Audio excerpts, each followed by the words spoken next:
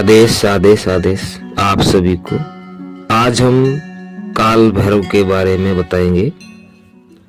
काल भैरव का जो महात्म है, उनकी विशेष प्रकार की साधनाएं होती हैं, मंत्र तंत्र होते हैं। और तंत्र साधना में भैरव को सबसे ज्यादा क्यों माना जाता है, भैरव का अवतार सबसे ज्यादा किस लिए माना जाता है, और जो काल भैरव को जो नहीं मानते उनसे संबंधित उनका क्या महात्म्य है, और जो मानते हैं उनको उनका क्या महात्म्य है। आप लोगों को पता है कि हर एक संप्रदाय में श्री काल भैरव का विशेष स्थान है, उनकी विशेष प्रकार से साधना मंत्र सिद्धियां होती हैं। हम आपको आज काल भैरव का महात्म्य बताएंगे।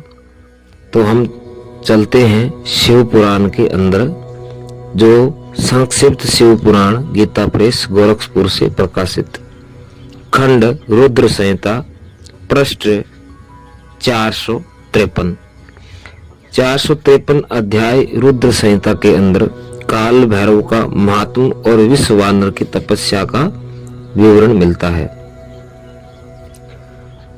तो शुरू करते हैं। कहते हैं कि तदंतर भगवान शंकर के भैरव अवतार का वर्णन करके नंदीश्वर ने कहा, महामुने, परमेश्वर शिव उत्तम लीलाएं रचने वाले तथा सत्पुरुषों के प्रेमी हैं।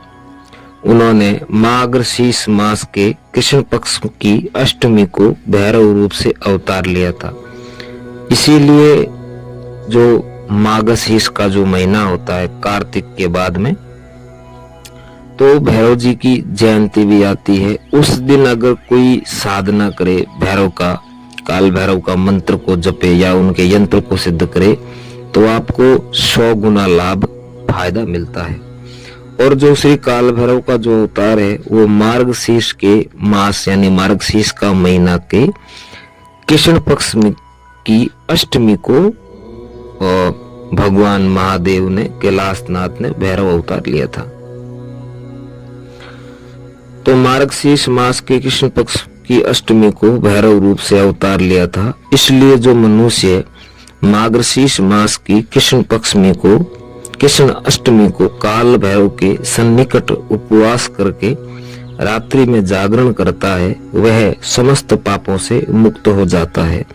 ये कोई आम बात नहीं है, ये शिव पुराण की बात है। रुद्र संहिता में यह उल्लेख है, उनका महात्म्य लिखा है। जागरण सहित इस व्रत का अनुष्ठान करेगा, वह भी महापापों से मुक्त होकर। तो फिर बताते हैं कि जागरण सहित इस व्रत का जो अनुष्ठान करेगा, वह महापापों से मुक्त होकर सद्गति को प्राप्त हो जाएगा। प्राणियों के लाखों जन्मों में किए हुए पाप, आप सोच लीजिए कि आपके कई पूर्व जन्म के भी पाप होते हैं, हमारे कई प्रकार के पाप होते हैं, पूर्व जन्म में भी होते हैं। हम इस मृत्यु लोक में रह करके भी कई प्रकार के पाप कर लेते हैं। तो वो सारे पापों का नाश इसका जागरण, इनका व्रत अनुष्ठान करने से आपको पापों से मुक्ति मिलती है। प्राणियों के लाखों जन्मों में किए हुए जो पाप हैं, वे सब के सब काल भैरव के दर्शन से निर्मल हो जाते। निर्मल का मतलब ठंडा, यानी हट जाते, क्षीण हो जाते हैं। फिर लिखा है कि जो मूर्ख काल भैरव के भक्तों का अनिष्ट करता है, ये सबसे बड़ी बात है। ये भगवान नंदीश्वर कह रहे हैं कि जो काल भैरव के जो भक्त होते हैं, उनको जो परेशान करता है, उनका अनिष्ट करता है, उनको तड़पाता है या उनको दुख देता है, तो वह इस जन्म में दुख भोग कर दुर्गति को प्राप्त होता है। ये कितनी बड़ी बात है। जो लोग विश्वनाथ के तो भक्त हैं, यानी भगवान शिव के तो भक्त हैं ही, परंतु काल भैरव की वे भक्ति नहीं करते, उन्हें महान दुख की प्राप्ति होती है। इसीलिए मैं आप लोगों को कहता हूं कि हर साधना में काल भैरव का विशेष स्थान होता है। और तंत्र मार्ग में अगर कोई साधक है, तो उनको जब तक वो भैरव की साधना या भैरव की उपासना जब तक नहीं करता, तब तक उनकी साधना आगे नहीं बढ़ पाती, नहीं वो फलीभूत होती है और नहीं वो साधक आगे पहुंच पाता है। तो इनका ये महात्म्य है। फिर मैं आगे वीडियो में आपको एक सबसे बड़ा राज बताऊंगा, आज तक किसी यूट्यूब चैनल वाले ने नहीं बताया, कि काशी का दर्शन क्यों करना चाहिए। काशी विश्वनाथ यानी जो काल भैरव की जो नगरी है भगवान शिव की, तो दर्शन करने से क्या क्या होता है एक साधक के साथ, वो मैं आगे नेक्स्ट दूसरे वीडियो में बताऊंगा। तो अभी नंदीश्वर जी कहते हैं कि जो काल भैरव की वे भक्ति नहीं करते वे उन्हें महान दुख की प्राप्ति होती है। काशी में इसका विशेष प्रभाव पड़ता है। जो लोग काशी में रह रहे हैं, जो वाराणसी यानी काशी के निकट रह रहे हैं, काशी के क्षेत्र में जो रह रहे हैं, उनके लिए भी ये बात बताई हुई है कि जो मनुष्य वाराणसी यानी काशी में जो निवास करके काल भैरव का भजन नहीं करते, उसके पाप शुक्ल पक्ष के चंद्रमा की भांति बढ़ते हैं। यानी जो शुक्ल पक्ष आप समझ गए होंगे कि शुक्ल पक्ष का जो चंद्रमा होता है, यानी जो चांदना पकड़ो जो चंद्रमा होता है, उजाला पक्ष का जो चंद्रमा होता है, वो कैसे घटता है बढ़ता आपको पता है। 15 दिन अंधेरा रहेगा, 15 दिन उजाला रहेगा। तो आप लोग समझ लीजिए कि जो काल भैरव का भजन वगैरह, उनके साधना पूजा उपवास जो नहीं करता, उनके जीवन में कभी अंधेरा आएगा, कभी उजाला आएगा, कभी अंधेरा कभी उजाला ऐसे आएगा। ये नंदीश्वर जी कहते हैं।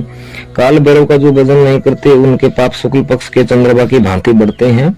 जो काशी में प्रत्येक भोमवार की कृष्ण अष्टमी के दिन काला राजा का भजन पूजन नहीं करता, उनका पुण्य कृष्ण पक्ष के चंद्रमा के समान क्षीण हो जाता है। फिर इनके आगे तदनंतर नंदीश्वर ने वीरभद्र तथा सब अवतार का वृत्तांत ये कहकर सुनाया। तो हमने ये आप लोगों को काल भैरव का महात्म बताया। आप लोगों को कैसा लगा? अच्छा लगा तो वीडियो लाइक करें, शेयर करें, कमेंट में आप जैसे काल भैरव लिखे। आगे हम ऐसे बहुत सारे जो वीडियो हैं जो उनका महात्म्य है, काशी क्षेत्र का दर्शन क्यों करना चाहिए और काशी वाराणसी क्यों जाना चाहिए, एक साधक के लिए सबसे उच्च कोटि का तीर्थ है, वहां जाना जरूरी है, तो हम दूसरे वीडियो में आपको बताएंगे। तो आज के लिए इतना ही, हमारा ये एपिसोड समाप्त होगा। जय श्री काल भैरव, ओम नमः शिवाय।